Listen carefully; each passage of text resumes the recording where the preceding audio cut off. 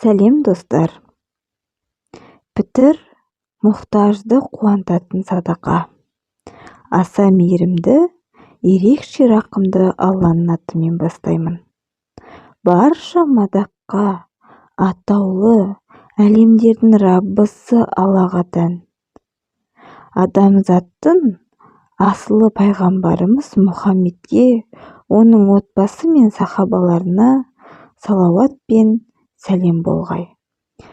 Пітір садақасы қажеттілігін қоспағанда мал-мүлкі нисап мөлшеріне жеткен әрбір мұсылманға беруі уәжіп.